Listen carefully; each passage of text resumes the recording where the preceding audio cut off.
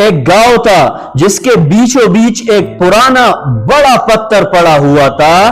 گاؤں کے سرداروں نے اعلان کیا کہ یہ کوئی عام پتھر نہیں بلکہ روشنی کا چراغ ہے۔ وہ کہتے تھے جو اس کے سامنے جھکے گا اس کے گھر میں خوشحالی آئے گی، جو اس پر پھول چڑھائے گا وہ بیماریوں سے محفوظ رہے گا۔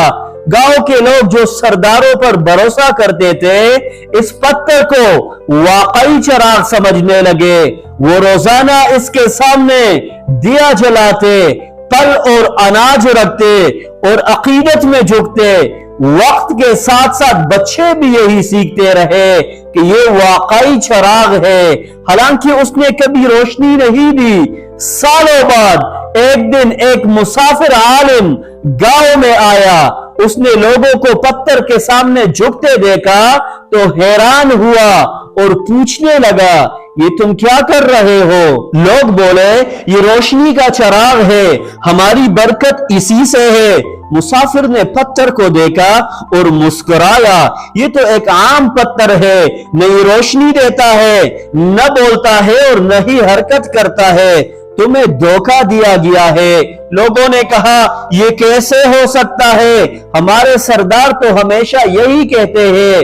مسافر نے مشعل جلائی اور رات کے اندھیرے میں ان سب کو دکھایا کہ پتھر کے اندر کوئی روشنی نہیں۔ پھر وہ انہیں سورج کی طرف لے گیا اور کہا، اصل چراغ یہ ہے جو ساری دنیا کو روشنی دیتا ہے، تم نے اندھیرے میں ایک بے جان پتھر کو چراغ مان لیا جبکہ اصل حقیقت تمہاری آنکھوں کے سامنے تھی۔ گاؤں والے حیران ہو گئے، کچھ لوگ فوراً سمجھ گئے مگر کچھ سردار پھر بھی ضد پر اڑے رہے، کیونکہ وہ جانتے تھے کہ ان کا جھوٹ ہی ان کی طاقت ہے۔ اس کہانی میں گاؤں کے سادہ لوگ اصل میں پاکستانی عوام ہے۔ انہیں یہ سمجھا دیا گیا کہ آپ ایک اچھے اور مہذب دنیا میں رہتے ہیں اور ان خوش قسمت نیشنز میں سے ہے جو دنیا کے سب سے بیسٹ اور ٹرانسپیرنٹ سسٹم یعنی ڈیموکریسی کے سائے تلے زندگی گزار رہے ہیں۔ عوام نے اس نیریٹو کو سچ مان لیا اور یا تو وہ ڈیپ سلیپ میں چلے گئے یا انہیں اٹھنے کا موقع ہی نہیں دیا گیا۔ دوسری طرف ان کے لیڈرز اچھی طرح جانتے تھے کہ ملک میں ڈیموکریسی نام کی کوئی چیز نہیں، لیکن پھر بھی وہ عوام کو سیٹسفیکشن دیتے رہے، انہیں الیکشنز میں ووٹ ڈالنے پر اکساتے رہے، پروٹیسٹ اور ڈیمونسٹریشن کے نعرے لگواتے رہے اور بیک ڈور سے اپنے پرسنل انٹرسٹ پورے کرتے رہے۔ یہ لیڈرز سسٹم کا حصہ بن کر اپنے bank balances, properties, overseas accounts بڑھاتے رہے اور یہ سب کچھ اپنے لیے صرف نہیں بلکہ اپنی آنے والی جنریشن کے لیے بھی سیو کرتے رہے، اور مجھے اور آپ کو ایک کنگال پاکستان 80 سال بعد دے کر چلے جا رہے ہیں جس کے انسٹیٹیوشنز نہ تو پروفیٹیبل ہے اور نہ ہی فنکشنل ہے۔ آج دنیا کہاں سے کہاں جا پہنچی ہے، اور دنیا کو تو چھوڑ دیجئے، صرف اپنے ریجن کو دیکھ لیجئے کہ وہ کہاں ہے اور پاکستان کہاں سٹینڈ کر رہا ہے۔ میں پاکستان کو صرف 80 ایئرز نہیں بلکہ 180 ایئرز دنیا سے پیچھے دیکھ رہا ہوں، اور جس ڈیموکریسی کے نام پر یہ لوگ ہمیں دن رات ورغلاتے ہیں، بدقسمتی سے اس کا 1% بھی پاکستان میں ایگزسٹ نہیں کرتا، کیونکہ فیک نیریٹو کو آپ چاہے جتنا ہائیڈ کرے یہ ایک دن ضرور ریویل ہو جاتا ہے۔ جیسے اس گاؤں کے سردار لوگوں کو اس پتھر کے بارے میں جھوٹ بولتے رہے، لیکن آخر کار ایک ٹریولر اسکالر نے اس فالس نیریٹو کو ایکسپوز کر دیا۔ ایگزیکٹلی لائک دس پاکستان میں فیک ڈیموکریسی بھی انٹرنیشنل میڈیا پر مہدی حسن نے جب خواجہ آصف کو سامنے بٹھا کر کویسچن بائی کویسچن کر کے پوری ورلڈ کو دکھا دیا کہ یہ ہے پاکستان میں اصل ڈیموکریسی۔ خواجہ صاحب چونکہ اس سسٹم کا بینیفیشری ہے اور وہ خود بھی اچھی طرح جانتا ہے کہ پاکستان میں کس قسم کی ڈیموکریسی ہے، اسی لیے نہ تو اس کی طرف سے اس انٹرویو کے بعد ریزگنیشن آیا اور نہ ہی وہ شرم سے ڈوب مرے. He is operating a Twitter account from the jail cell, you know. Do you know that? You said he was operating from India the other day. I saw you say No. that. You said India is controlling his Twitter account. Who's then? Then what is the truth then? You tell me. You just made two different allegations. I am saying that. Is it Imran in his prison cell or is it India? You know, it is one.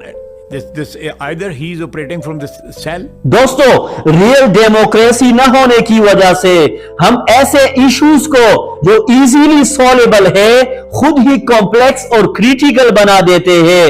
آئیے اس کو current scenario سے سمجھنے کی کوشش کرتے ہیں.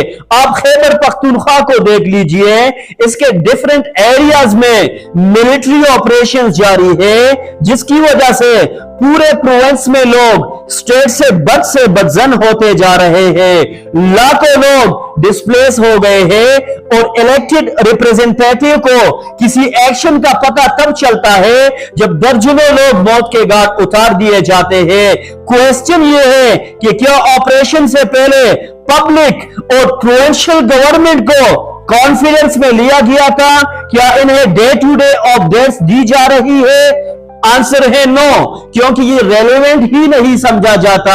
اور یہی وہ ایلیمنٹس ہوتے ہیں کہ عوام کو شیپ کی طرح ٹریٹ کر کے جان بوجھ کر آؤٹ آف دی گیم رکھا جاتا ہے اور ان کے الیکٹڈ ریپریزنٹیٹیو کو ہر ڈیسیجن میکنگ پروسیس میں بائی پاس کیا جاتا ہے. یہی پالیسیز پبلک کو اینٹی سٹیٹ بنا کر فارن پاورز کے ہاتھوں ہائی جیک ہونے کے مواقع فراہم کرتی ہے.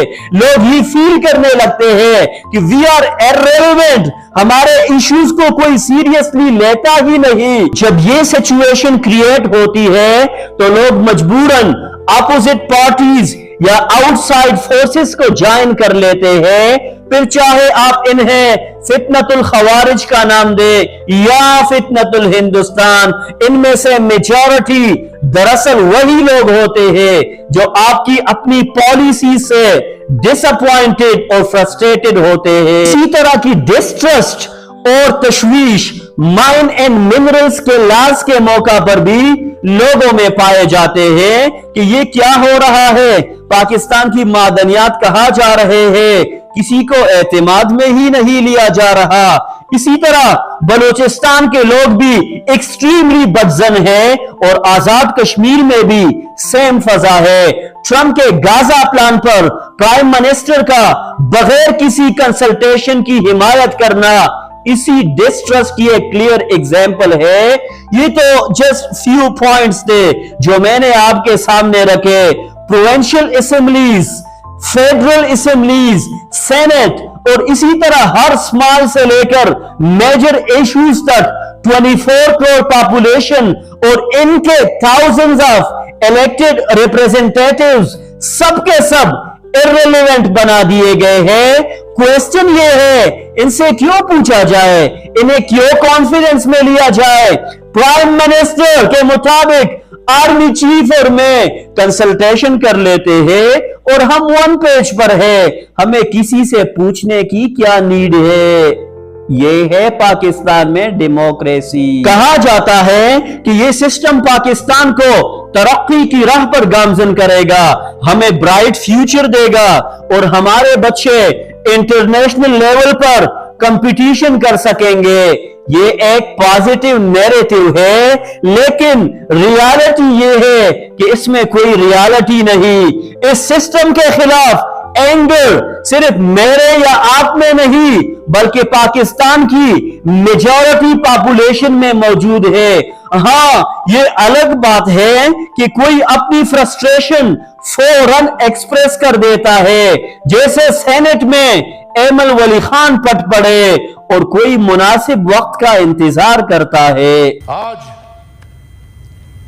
کس حیثیت سے